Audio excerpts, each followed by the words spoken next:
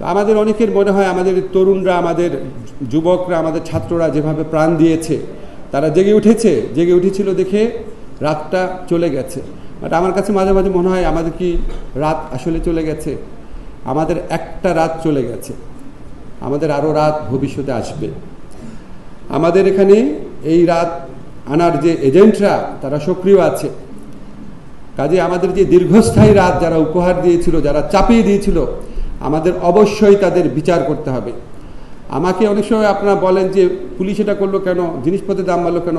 আমি আইনমন্ত্রী, আমার দায়িত্ব হচ্ছে একটা সুবিচার নিশ্চিত করা। সেটা করতে পারি নাকি দেখেন। যতদিন বেঁচে আছি এই লক্ষ্য থেকে বিন্দু মাত্র বিচ্যুত হব না। যারা জুলাই হত্যাকাণ্ড করেছে অবশ্যই বাংলাদেশে তাদের বিচার হবে, অবশ্যই তাদের বিচার হবে। আমাদের এখানে আরেকটা সাংস্কৃতিক লড়াই রয়েছে। এখানে শিবিরা রয়েছে, আব্দুল হাই শিকদার ভাই রয়েছে, মাহমুদ ভাই রয়েছে। আমাদের এখানে আমি কোনো শত্রুতা বশত বলছি না।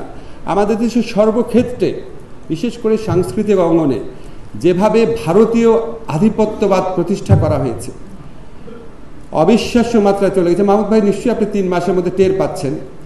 আমাদের এখানে এমনকি একটা সামান্য বিয়ের প্রোগ্রামের মধ্যেও আমি দেখি আমার নিজের চোখে দেখা হিজাব করা মেয়ে, সেও হিন্দি নাচের তালে তালে ড্যান্স করছে, এমনভাবে অনুপ্রবেশ করিয়েছে। ভারত বাংলাদেশে কোনো জিনিস ফ্রি দেয় না, এতগুলো টিভি কেন ফ্রি দিয়েছে? এই সামান্য প্রশ্ন আমরা করতে ভুলে গিয়েছিলাম। তো এই সাংস্কৃতিক আধিপত্যবাদের বিরুদ্ধে লড়াই করতে হবে কোনো অন্য দেশের প্রতি শত্রুতা থেকে না, নিজের আত্মপরিচয়, নিজের আত্মমহিমা, নিজের আত্ম অহংকারকে বোঝার জন্য।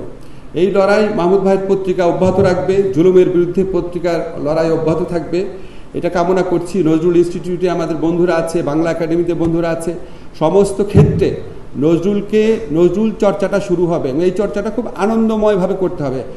আব্দুল্লাহ শিকদার ভাই বললো না যে চাপিয়ে দেওয়া না, চাপিয়ে দেওয়ার পরিণতি কি হয়?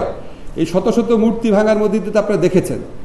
চাপিয়ে দেওয়ার দরকার নেই, এটাকে আনন্দময়ভাবে, উপভোগ্যভাবে, সবার কাছে অংশগ্রহণমূলকভাবে সবার কাছে জিনিসটাকে স্প্রেড করতে হবে।